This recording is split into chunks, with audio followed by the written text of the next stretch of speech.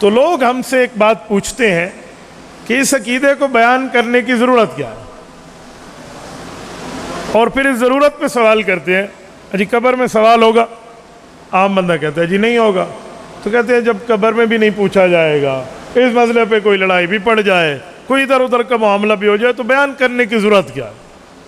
تو میں ایک بات آپ کو کہوں کہ اگر صرف اسی پر ہی بات کرنی ہے کہ جو قبر میں 3 لفظ پوچھے جائیں گے، اللہ کون ہے، رسول اللہ کون ہے اور دین کیا ہے، تو پھر تو آج کے بعد ختم نبوت کی بات بھی نہ کریں، ہم ناموس صحابہ کی بات بھی نہ کریں، عظمت امام اعظم ابو حنیفہ کی بات بھی نہ کریں، ہم روزہ نماز حج زکوٰۃ کی دعوت بھی نہ دیں، آذان اور جماعت اور جمعہ کی بات بھی نہ کریں کہ 3 سوالوں میں تو اس طرح کی تفصیلات موجود نہیں ہیں۔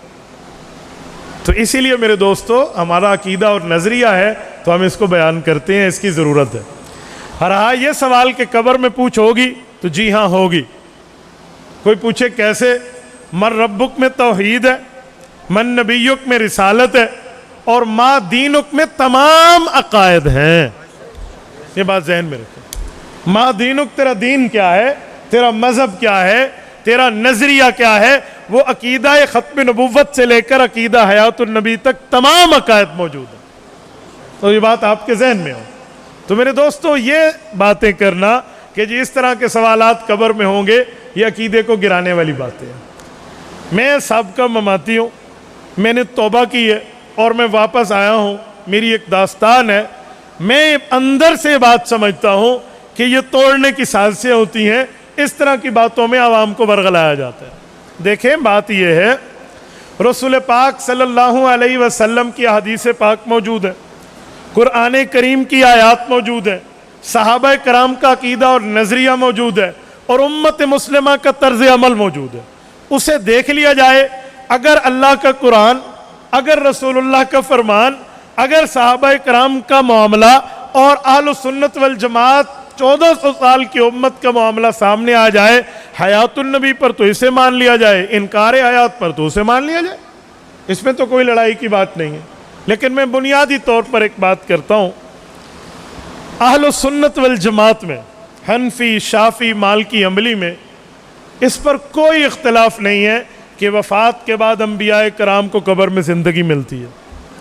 پورے قرآن کریم کی 6666 کم و بیش آیات، 114 صورتیں، 540 رکوع، 7 منازل، 30 پاروں میں ایک آیت ایسی نہیں ہے جو رسول اللہ کی قبر کی حیات کا انکار بتائے۔ کوئی نہیں، بالکل کوئی نہیں۔ پیش کر دیا جائے۔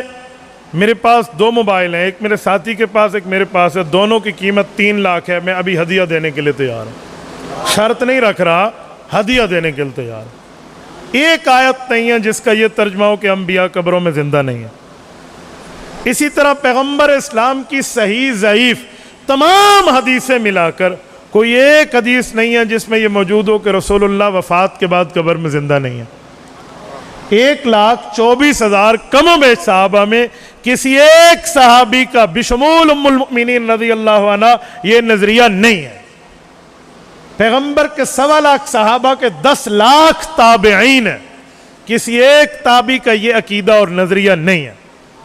امت مسلمہ میں صحابہ کرام کے بعد 4 ائمہ ہیں، امام اعظم ابو حنیفہ، امام مالک، امام شافعی، امام احمد ابن حنبل رحمہم اللہ۔ کسی ایک امام کا، کسی ایک فقہ کا، کسی ایک سکول آف تھاٹ کا یہ نظریہ نہیں ہے۔